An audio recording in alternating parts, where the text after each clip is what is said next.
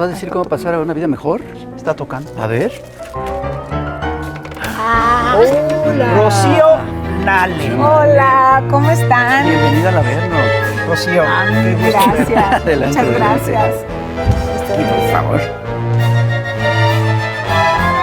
Hola, ¿cómo estás? Hola, muy bien. ¿Cómo has estado? Bien ocupada. Feliz y contenta. Feliz de estar con ustedes. Bueno, pero ¿cómo vas a estar feliz con tantos problemas? Oye, sí, todos los días yo veo que cada rato se inunda la refinería de Dos Bocas. Imagínate. ¿Qué pasó? ¿Qué? ¿No le Mira, hicieron bien o qué pasó ahí? Dos Bocas es una magna obra, una de las grandes obras de este sexenio, que se inunda de equipos, que se inunda de trabajo, que se inunda de transformación, que se inunda de ingeniería, tiene demasiada ingeniería, mucha ingeniería, que se inunda de esperanza. Y cuando hay agua, llega el agua, Se inunda de agua. llega y hay un desagüe. Eso es lo que hay. Pero pues aquellos que También se inunda que no de les fake gusta. news. Exacto, también se inunda de fake news, se inunda de envidias, aquellos que no pudieron hacer lo que hoy estamos haciendo. Pero bueno, nosotros... De la barda no vas a hablar mal. Exacto. La barda nos inunda. La barda nos inunda, pero es una gran obra que nos va a servir a todos los mexicanos. Las 6 refinerías que tiene Pemex, hay unas que tienen 100 años, y son las que en este momento nos están dando seguridad energética. Son las que en este momento, después de 100 años que se han rehabilitado 3, 4 veces, porque la ingeniería ha ido evolucionando, pero si nuestros abuelos, bisabuelos, padres no hubieran tenido esa visión de construir infraestructura importante para México, pues estaríamos así, sumidos. Y hoy nos toca a nosotros como país, como generación, como este gobierno transformador, crear nueva infraestructura para nosotros y las siguientes generaciones. Es súper importante. Oye, porque uno de los elementos más importantes, de veras de los más importantes de esta administración, es pues el petróleo Así es. y la cuestión energética en general. Así Y con la cosa de que a ti te tocó estar al frente de ese sector. ¿Qué tan complicado ha sido? Porque además todo esto obviamente que provoca que haya una campaña muy fuerte, ¿no? En contra, tratando de desprestigiar, tratando de malinformar muchísimo. ¿Tú cómo te has enfrentado a eso? Porque además también te tocó, y también se te criticó mucho por eso, que tú estabas al frente de la construcción de esta refinería, ¿no? De una obra como esta. ¿Tú qué experiencia tenías, no? En fin, ¿cómo ha sido lidiar con todo esto? Claro, mira, ha sido muy, muy interesante. El presidente López Obrador, desde campañas, dice, la política energética que se lleva en el país, la política neoliberal, no es la adecuada. Gran infraestructura que se construyó, la han abandonado, la han dejado, cada día nos volvemos más dependientes, el sector privado pues tiene una inversión muy limitada y no hay inversión del sector público, que esto detona un desarrollo. No es la adecuada, tenemos que hacer algo, yo coincido totalmente con él, no de ahora, de hace muchos años, tú lo sabes. Decimos, bueno, hay que ayudarle al presidente. Él escribe en su libro, necesitamos hacer esto, coincido totalmente con él. Ganamos en el 2018 y vamos a meternos. ¿Qué es lo primero que hacemos? Cambiar la política energética de este país. Con una realidad.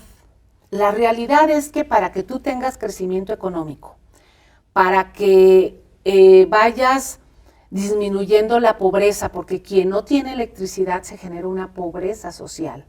Para eliminar la pobreza, para mejorar la economía, necesitas la energía. Todos los países necesitan energía para crecer. Bueno, pues vamos a ver qué tenemos y nos damos cuenta que en el sector eléctrico, sobre todo, había un desfase terrible. todo lo que se construyó de la CFE tan grande, se había estado sustituyendo el mercado por un sector privado, lo cual nos ponía en riesgo como país. Un riesgo porque termina un sector privado agarrando un sector estratégico de electricidad y te va a pasar lo de España o lo de Europa, que te dicen esto es lo que cuesta y hazle como quieras, y tienes una inflación y tienes pobreza y no tienes un servicio básico. La electricidad es un servicio básico, es un desarrollo, es un derecho humano. Entonces decimos, a ver, tenemos que fortalecer a la CFE. ¿Qué necesita la CFE? Y encontramos con que hubo una reforma en el 2013 donde desarticuló la CFE, terrible, para despachar la electricidad, para generar la electricidad, donde prácticamente le dicen tú nada más dedícate a darle servicio a un mercado que nosotros estamos construyendo. Y decimos, no, la CFE no es nada más un servidor, es una empresa que tiene una hegemonía y que así debe ser, es estratégica. Bueno, y en petróleo igual. Nos encontramos con que estábamos inundados de gasolina, no nada más de huachicol, sino de contrabando, de importación, desmedido. Llegaban barcos que no teníamos conocimiento entre el SAT, la Secretaría de Energía, la CRE, y que desde el primer día el presidente dijo, orden, orden. Entonces, bueno, eso te cambia la política energética. Nos damos cuenta de que con las 6 refinerías, aunque trabajen al 100%, pues no nos va a dar lo suficiente para generar gasolina. Además, las 6 refinerías estaban muy descuidadas, falta de mantenimiento. Venían hacia abajo. ¿Desmanteladas? Sí, muy descuidadas, muy descuidadas. 2 refinerías, ya 2 plantas, habían vendido 2 plantas de hidrógeno, que el hidrógeno considerado ahora como elemento de las renovables, pero además el hidrógeno se necesita para la operación de las refinerías. En Madero y en Tula ya se habían privatizado. Ahorita Pemex está en la adquisición nuevamente de esas plantas. Pues eran plantas de las refinerías nacen con eso. Y el hidrógeno, pues ahora todo el mundo habla del hidrógeno verde, del hidrógeno azul, del hidrógeno gris, que es renovable. Pues sí, las refinerías tienen hidrógeno azul. Entonces, pues vamos por ellas y sabíamos que necesitábamos hacer una refinería nueva desde antes. Y el presidente, la instrucción es métanse. Yo soy especialista, es mi carrera, soy ingeniera química. Nunca había construido una refinería. Ha sido un reto fantástico, fantástico. Pero tienes que quererlo. Tienes que querer, debes de tener pasión, debes de estar convencido. Y todos los que están ahí, todos los ingenieros, todos los trabajadores, recobramos nuestro orgullo nacional de ser y de poder ser. Y ahí está la prueba. Es fantástico. Durante décadas, el sector energético fue la palanca de desarrollo del país. El sector eléctrico, el sector petrolero, Pemex. Se calcula que de cada peso que gastaba el gobierno, 40 centavos venían de Pemex. Sí. Y de repente en la era neoliberal pues lo dejaron caer, ¿no? Es decir, partieron de la idea de que todo había que dejarlo al libre mercado, que estas empresas, el alegato era increíble, decían que eran monopolios que afectaban al consumidor, en fin, es decir, no veían la diferencia entre lo que es un monopolio y una empresa de Estado, ¿no? Y el reto que lo que han buscado ustedes es rescatar estas 2 empresas, a Comisión Federal de Electricidad, a Pemex, al sector eléctrico y al sector petrolero mexicano. 2 preguntas. ¿Por qué se dio por qué los neoliberales siguieron esta política? Y la segunda pregunta es, ¿qué tan importante es la soberanía energética para México? Sí, claro. Los neoliberales privatizaron esto porque es un gran negocio. Okay. Y tenían que hacer negocios privados.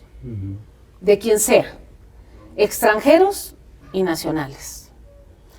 Y como ya se tenía una gran empresa petrolera, experiencia, recursos humanos calificados, y una gran empresa como la CFE, pues era más fácil.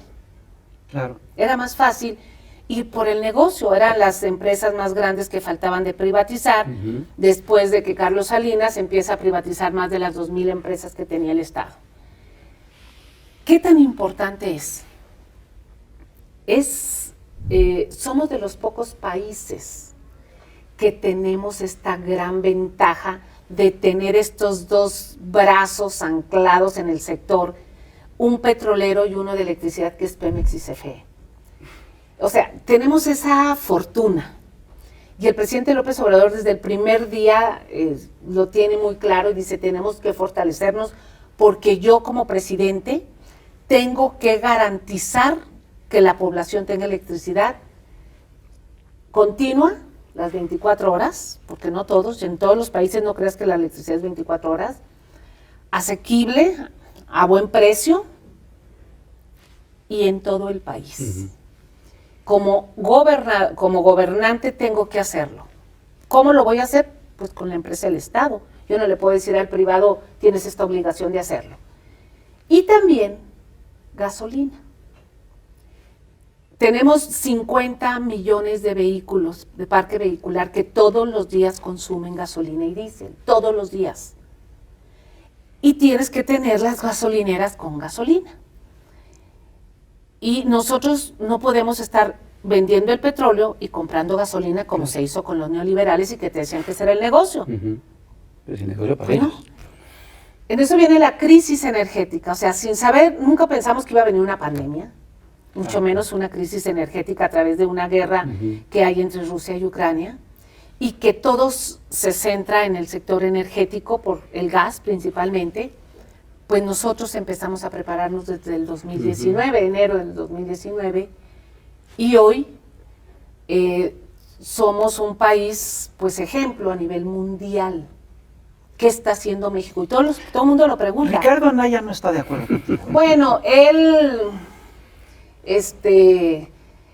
ya ves que él es muy particular, él se preocupa que si la gente se va a tomar la cerveza o lo que sea. O sea, él está en otro rollo. O sea, Sí, él está en otro rollo. lo que ahorita en Europa están empezando a planear para ver qué hacen, nosotros lo empezamos a hacer desde hace 3 años. Así es. Así es. Les Oye, llegan los de Europa y dicen, de veras dicen, ¿qué está haciendo México? ¿Cómo empezaron? Cuando empezamos a ver el tema de que se van los precios del petróleo alto, el presidente en una reunión nos dice el secretario de Hacienda, a mí, a los involucrados, a ver, si tenemos excedentes petroleros, porque estamos recibiendo dinero del precio del petróleo tan alto, estos excedentes hay que pagar una parte de subsidio para que la gasolina no suba la inflación y la economía familiar no se dispare. Claro. Pues sí. Vamos a hacer una pausa.